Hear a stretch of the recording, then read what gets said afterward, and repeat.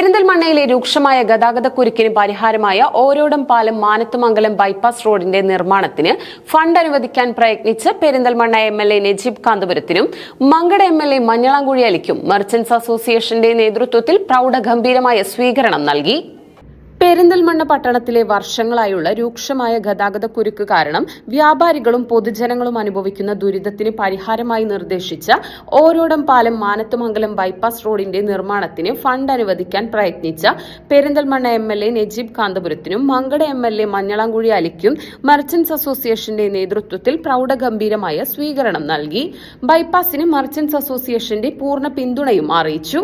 Perinthalmanna town ഹാളിൽ വെച്ച് നടന്ന ചടങ്ങിൽ രാഷ്ട്രീയ സാമൂഹിക സാംസ്കാരിക വ്യാപാര രംഗത്തെ പ്രമുഖർ പങ്കെടുത്തു. പെരിന്തൽമണ്ണ മർച്ചന്റ്സ് അസോസിയേഷൻ പ്രസിഡന്റ് ചമയം ബാപ്പുവിന്റെ അധ്യക്ഷതയിൽ ചേർന്ന യോഗം ജില്ലാ വൈസ് പ്രസിഡന്റ് PTS മൂസു ഉദ്ഘാടനം ചെയ്തു. ചടങ്ങിൽ വ്യാപാരികളുടെ മക്കളിൽ SSLC, +2 മറ്റു പരീക്ഷകളിൽ ഉന്നത വിജയം നേടിയ കുട്ടികൾക്കുള്ള അവാർഡ് വിതരണവും നടത്തി. മലബാർ സൗഹൃദ വേദിയുടെ ഈ വർഷത്തെ സാഹിത്യ പുരസ്കാരം നേടിയ മണികണ്ഠൻ കുളത്തൂരിനെ ചടങ്ങിൽ ആദരിച്ചു. ഓരാടംപാലം മാനത്തുമംഗലം ബൈപ്പാസ് അതങ്ങനെ തന്നെ വരണം.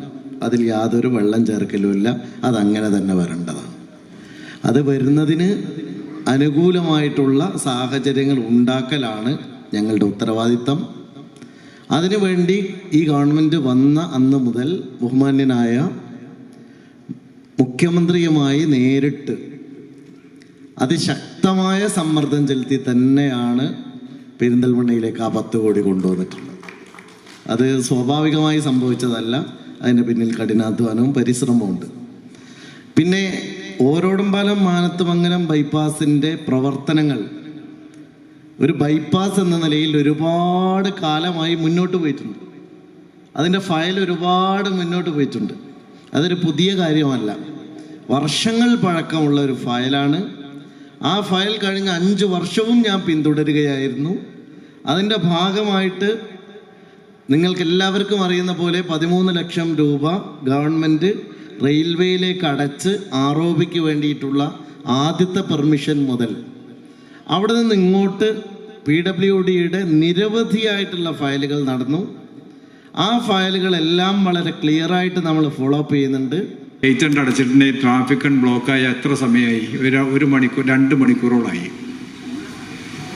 ഈ 2 മണിക്കൂറിന് ഇപ്പോഴത്തെ ഒരു കാലത്ത് വണ്ടി വരുന്ന കണക്കൂട്ടാണ് എത്ര ഉണ്ട്? അത് നമുക്ക് ആലോചിക്കാൻ പോലും പറ്റില്ല. ആ പാലില്ല എന്നുണ്ടെങ്കിൽ ഇന്ന് പെരിന്തൽമണ്ണ ഇല്ല.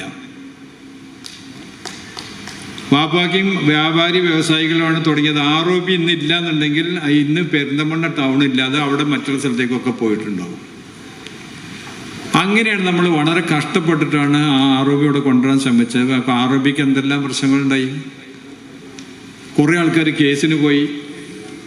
ആ 1/4 സെന്റ് പോലും വിട്ടു തന്നില്ല. എത്ര പൈസ നമ്മൾ കോടതിയിലാണല്ലോ കെട്ടിവെച്ചത്, ഓർമ്മയില്ലേ? കോടതി കൊണ്ടേ കെട്ടിവെച്ചിട്ട് നമ്മൾ ഒരു നിവൃത്തിൽ അതിൻ്റെ പിന്നാലെ ഉറപ്പിച്ച് നിന്നതിൻ്റെ അടിസ്ഥാനത്തിലാണ് ആ ROB അങ്ങനെ ഉണ്ടാക്കാൻ നമുക്ക് കഴിഞ്ഞത്. അമ്പലത്തിൻ്റെ കമ്മിറ്റിക്കാർ പുറത്തുനിന്ന്, ഞാൻ അമ്പല കമ്മിറ്റിനല്ലേ ഞാൻ പറയുന്നത്, അതിന് വെറുതെ 1-2 ആൾക്കാർ വന്നിട്ട് അത് അപ്പടിയാണ് ഇപ്പടിയാണ് അമ്പലത്തിൻ്റെ മുകളിൽ കൂടി ഇങ്ങനെ പോകാൻ പാടില്ല, പ്രശ്നങ്ങളുണ്ട്, അതുണ്ട് എന്നൊക്കെ പറഞ്ഞിട്ട് കുറേ ഇല്ലാത്ത കാര്യങ്ങൾ പറഞ്ഞ് അത് നീട്ടി വെക്കാൻ തുടങ്ങി. പക്ഷേ അതൊരു സംശയമില്ലാതെ നമ്മൾ ഭംഗിയായിട്ട് പൂർത്തീകരിച്ചു. ബ്ലോക്ക് പഞ്ചായത്ത് പ്രസിഡന്റ് നജ്മ തബ്ഷീറ, നഗരസഭാ വൈസ് ചെയർമാൻ ഫസൽ മുഹമ്മദ്, ആരോഗ്യ standing committee chairman Nalakath Basheer, merchants association general secretary Shalimar Shoukath, Alshifa MD Unneen, advocate C Muhammad Ali, Abdul Kareem, doctor Nilar Muhammad, Kuttiri Manuppa, Muhammad Ali, CP Muhammad Iqbal, Latheef Talan, Yusuf Ramapuram, Liyakath Alikhan, KP Ummer തുടങ്ങിയവർ പങ്കെടുത്ത് സംസാരിച്ചു.